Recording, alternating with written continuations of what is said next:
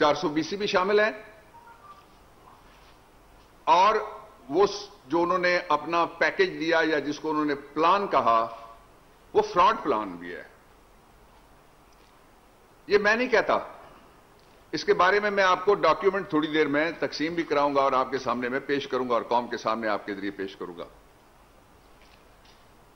جو پاکستان کے ایوان کے اندر ہم جس لیجسلیشن کو بھی لے کے گئے اس کی انہوں نے تردید نہیں کی، اس کی تصدیق بھی کی. اس کا مطلب یہ ہوا کہ وہ پارلیمنٹ پہ اور اس کی بالادستی پہ یقین نہیں رکھتے. وہ کارروائیاں کوئی پتلی گلی تلاش کرتے ہیں ہمیشہ اپنی عادت اور تاریخ کے مطابق. جو اوورسیز پاکستانیز ہیں ان کے ساتھ وعدہ عمران خان کا کہ ان کو لازماً ہم پاکستان میں اقتدار میں شریک کریں گے، لیکن اس کا طریقہ وہ نہیں ہوگا جس طرح شہباز شریف صاحب کہہ رہے ہیں، ہو ہی نہیں سکتا. اس کی وجہ سپریم کورٹ آف پاکستان کا ایک فیصلہ ہے. ویسے تو یہ زیادہ فیصلے ہیں لیکن جو تازہ ترین فیصلہ ہے وہ ہے فرد جاوید صدیقی کے مقدمے میں 2018 supreme court P L D صفحہ 788. اور اس میں یہ جو فیصلہ ہے اس فیصلے کے اندر 4-5 باتوں کی وضاحت کر دی گئی ہے سپریم کورٹ آف پاکستان کی طرف سے.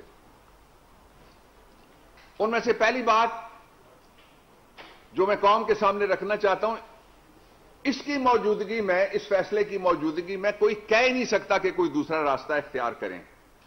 اس لیے سپریم کورٹ آف پاکستان کے فیصلے کے خلاف ان کی تجویز ہے اپوزیشن لیڈر کی. صریحاً توہین آمیز طریقہ ہے. سپریم کورٹ آف پاکستان کے فل بینچ نے کہا the right of overseas Pakistanis to vote already existed as per law. ان کو حق دینے کی ضرورت نہیں ہے.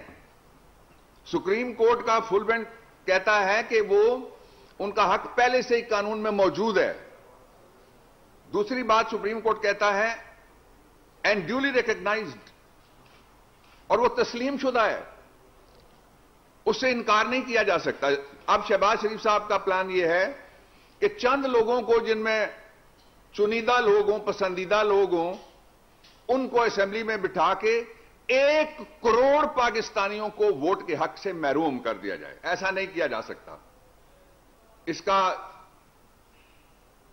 اگلا حصہ یہ ہے کہ it must necessarily be given due effect, کہ اس پہ عمل درآمد ہونا چاہیے، ہر حال میں نیسیسریلی ضروری ہے. اور اس سے شہباز شریف صاحب اور ان کی پارٹی انکاری ہو گئے. اب کس طرح سے یہ رائٹ دیا جائے گا اس کے بارے میں آپ کے سامنے جو آئینی پروویژنز ہیں وہ میں کوٹ کرتا ہوں اور پھر میں ایک چیز اور پڑھتا ہوں. آئینی پروویژنز ہیں آئین کا آرٹیکل 17، آئین کا آرٹیکل 19 اور 106(2).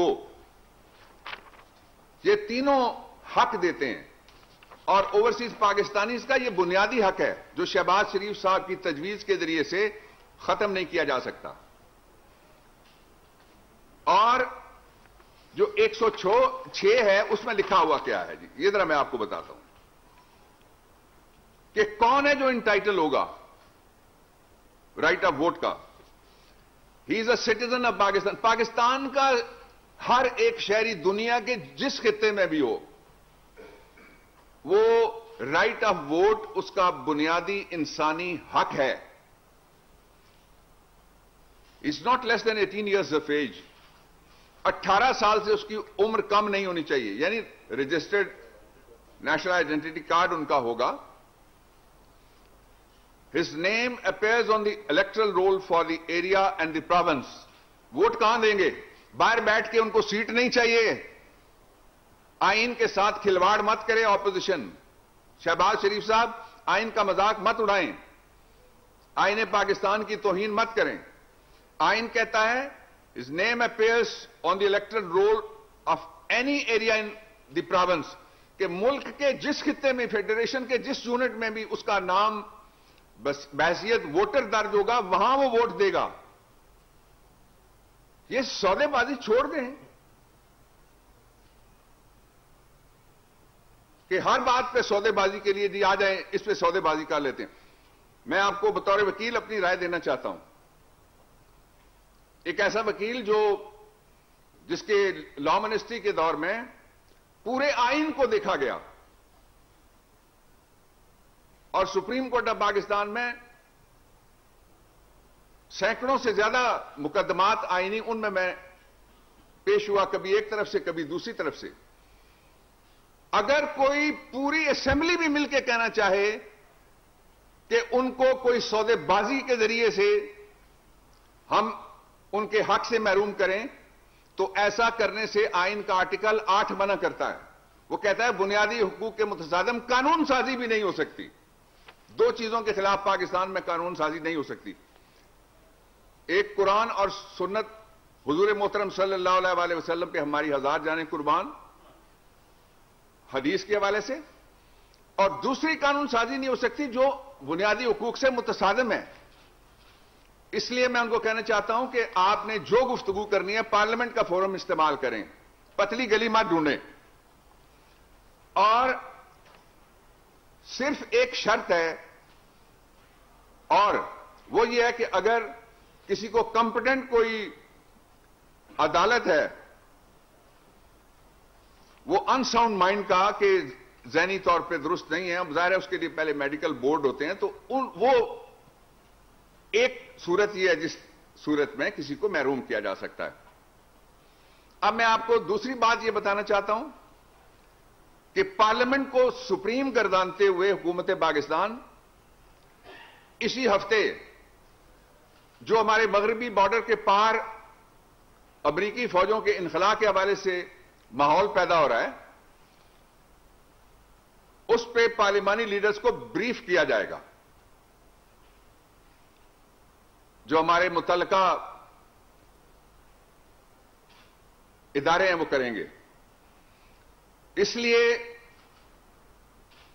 میں تیسری بات یہ کہنا چاہتا ہوں کہ آپ نے دیکھا کہ بغیر بجٹ کو پڑھے ہوئے اعتراضات کیے گئے, لیکن جب بجٹ فلور پہ آیا تو اعتراض کوئی نہیں ہوا, کٹ موشنز آئیں.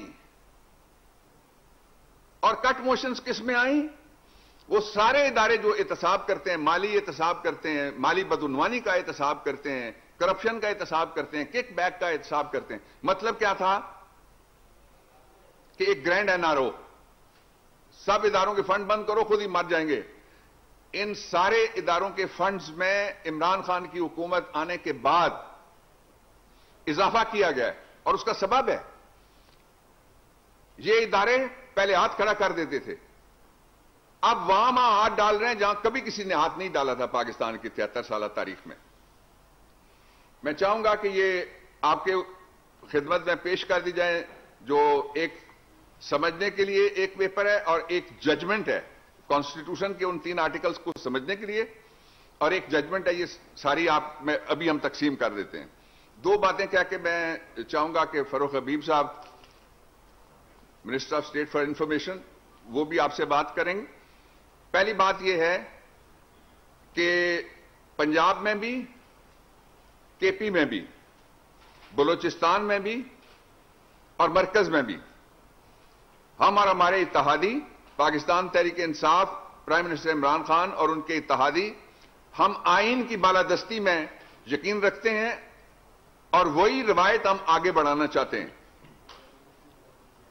آپ نے دیکھا جس طرح سے بجٹ کو روکنے کی کوشش کی گئی بلوچستان اسمبلی میں, دنیا کی تاریخ میں ایسا کوئی واقعہ آپ نہیں بتا سکیں گے. اور جس طرح جو کچھ یہاں ہوا وہ بھی نیک نامی نہیں تھا. اور دوسری بات یہ ہے کہ جو حکومت کا ریفارم کا ایجنڈا ہے اس میں سے یہ جو الیکٹرل ریفارمز کے بعد جوڈیشل ریفارمز ہمارے ایجنڈے پہ سر فہرست ہیں, ان پہ کام بھی جاری ہے.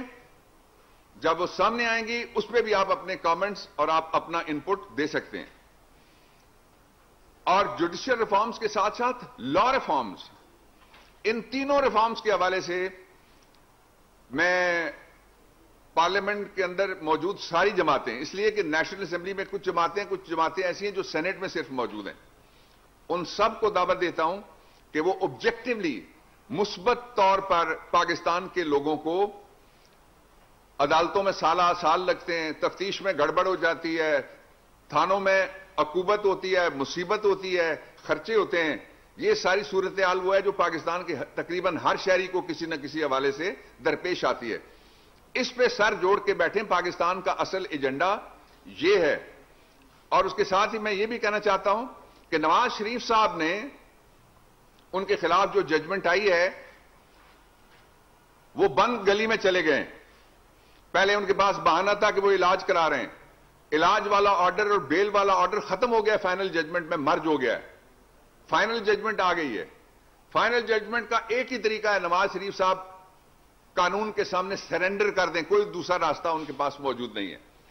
جب تک اس ججمنٹ کی روشنی میں وہ سرنڈر نہیں کرتے، وہ سپریم کورٹ آف پاکستان میں بھی نہیں جا سکتے، اس لیے کہ وہ قیدی ہیں جج محمد بشیر صاحب